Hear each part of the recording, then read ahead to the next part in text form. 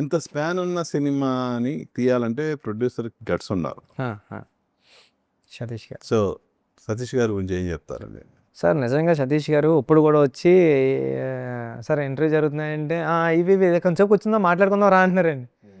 Sir మీకేముందండి, మీకేం పని లేదు, నాకు చాలా పనులు ఉన్నాయంటే నవ్వుతున్నాడు మాట. నేను ఇప్పుడే ప్రొడ్యూసర్స్ మీటింగ్కి వెళ్ళొచ్చాను, నాకు పని లేవంటే అని మాట్లాడొచ్చాను. చాలా సపోర్ట్ ఉంటారండి సతీష్ గారు. సతీష్ గారి సినిమా అంటే చాలా ఇష్టం అండి. అంటే మైత్రి నుంచి వన్ ఆఫ్ ద ఫ్రెండ్ అండి ఆయన.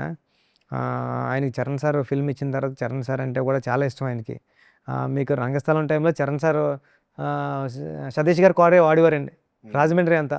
ఆయన బెంచ్లో తిరిగేవారు, ఆయన దాంట్లోనే. సరదాగా ఒక మాట అన్నారంటే అండి, సతీష్ గారు మీకు ఎప్పుడైనా సినిమా ఇస్తాను. అసలు సతీష్ గారు ప్రొడ్యూసర్ అవ్వాలని కూడా లేదు, ఒక మాట చరణ్ గారు అన్నందుకు నేను నేరేషన్ ఇచ్చిన వెంటనే సతీష్ గారు చేద్దామా, సతీష్ గారు చేస్తే బాగుంటుంది అన్నారు సార్ అన్నాను. సతీష్ గారు నాకు అంత ముందు నుంచి కూడా తెలుసండి. అవును సార్ బాగుంటుంది అయితే నువ్వు చెప్పకో, నేనే ఫోన్ చేస్తాను అండి. ఫోన్ చేసి సతీష్ గారు అనుభూతులకి ఇప్పటికీ ఎంత లవ్తో ఎంత ఎఫెక్షన్తో ఉన్నారు. సతీష్ గారు సెట్లో ఒక అసిస్టెంట్ డైరెక్టర్లో ఉంటూ ప్రతిరోజు సెట్లో ఉన్నారండి సతీష్ గారు. సినిమాని వదిలేలేదండి, పట్టుకుని ఉన్నారు. ఏం కావాలో చెప్పన్నారు. ప్రతి దిక్కున వీళ్ళ సెట్లోకి వచ్చి వీళ్ళు ఇంతమంది ఉన్నారా, వీళ్ళ వేస్ట్ ఇది చూసుకోండి, లేకపోతే ఎందుకు ఇది చేయడం అని. ఈరోజు ఇంత హ్యాపీగా ప్రాజెక్ట్ జరిగిందంటే అండి, ఇంత నవ్వుతా సరదా కోరు. ప్రొడ్యూసర్ డైరెక్టర్ అన్న వాళ్ళు లాస్ట్ మూమెంట్లో కొట్టుకుంటారండి. ఎందుకంటే వాళ్ళకి ఫైనాన్షియల్ బ్యారియర్స్ వచ్చేసి బడ్జెట్ కంట్రోల్ తప్పిపోయి అన్నీ. అసలు సతీష్ గారి దగ్గర నా దగ్గర జరగలేదండి. సో ఈ రఫ్ కట్ కానీ ఏదైనా చిరంజీవి గారికి కానీ అటు మీ గురువు గారికి కానీ? మా గురువుగారు చూసారంటే, మా గురువుగారు చేసి చాలా బాగుందిరా, నాకు సెకండ్ హాఫ్ అయితే పిచ్చగా నచ్చింది. కరెక్షన్ చెప్పారా? లేదండి, అసలు మా గురువుగారు చిన్నదే ఒకటే, ఈ షార్ట్ తీసేసి ఆ ఎపిసోడ్ కొద్ది ముందే వేస్తావా అన్నారండి. వేసి చూసుకొని నీకు అనిపిస్తానని నేను వేస్తానని చూసారని. చూసిన తర్వాత మళ్ళీ బాగుందండి, ఆయన చేసిన కరెక్షన్ చిన్నది బాగుంది, ఒకటే నాకు నచ్చింది. లేదా మళ్ళీ ఇంటికి ఫోన్ చేసి అదే బాగుందేమో చూసుకోవాలంటే లేదు సార్ మీరు చేసింది బాగుందని. చిరంజీవి గారు చూడలేదు సార్, చూడాలి. ఆయన కథ తెలిసిండి, ఆయన పైన అలా తెలిసిండి. ఆయన ఎవరన్నా చెప్తుంటే అదే హ్యాపీ ఫీల్ అయిపోతున్నారు. ట్రైలర్ చూశారు సార్. ఓకే, ట్రైలర్ చూశారు సార్. ఇప్పుడు ఉప్పెన సినిమా క్లైమాక్స్లో వచ్చిన పాయింట్ అనేది అసలు చాలా యూనిక్ పాయింట్ సార్.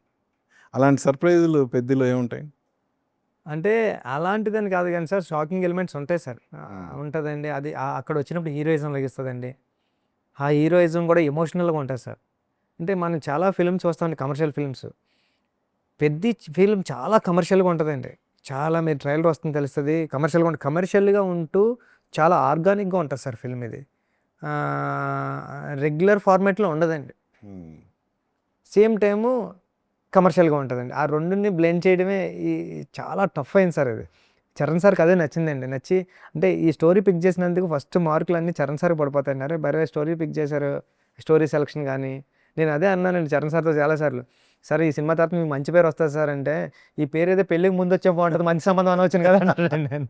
అలాగా నవ్వుకుంటా అంటే మాట్లాడుతూ ఉంటామండి. అలాగా ఈ స్టోరీ అండి చరణ్ సార్, నేను ఒక స్టార్ హీరో దగ్గరికి వెళ్ళి స్టోరీ చెప్పడం కానండి, అంటే ఐడియా చెప్పినప్పుడే మా అసిస్టెంట్స్ కూడా సార్ అన్నారండి.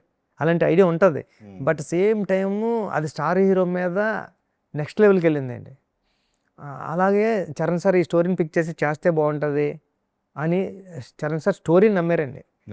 స్టోరీని నమ్మి ఈ స్టోరీ మనం చేద్దామని దానికి ఎంత కష్టపడాలో అంత కష్టపడ్డారండి. అంటే ఇంకేం చేస్తావు, నన్ను బట్టలు నిప్పించేసామంటాడు ఆయన. అన్నీ నేను గోచితో దిగిపోయాను, లంగోటతో దిగిపోయాను, ఇంకేముంది చెప్పు, నీకు ఏం కావాలో చెప్పు. సార్ ఇది కాదు సార్ అదంటే, చెప్పు చేద్దాం డార్లింగ్, నీకు ఏం కావాలి, నువ్వు అసలు టెన్షన్ పడుకో, అంతేనా ఇంక ఇదే కదా ఉందా, ఇదేనా చేద్దాం అయితే నేను. అలా అసలు ఈ క్రెడిట్ అంతా నిజంగా చరణ్ సార్కి ఇవ్వాలండి. అంటే సెకండ్ సినిమాకి ఒక స్టార్ హీరో నన్ను నమ్మి వీడి సినిమా చేస్తాడు అని ఈరోజు ఇంత పాజిటివ్ ఆరా క్రియేట్ చేయడానికి కానివ్వండి, ఎక్కడా కూడా 1% కూడా నా మీద కోపపడడం కానివ్వండి, ఏం చేస్తున్నావు అసలు ఏమైనా అర్థమవుతుంది అనడం కానివ్వండి, గుర్తు చేసుకుంటే కూడా గుర్తురావట్లేదండి.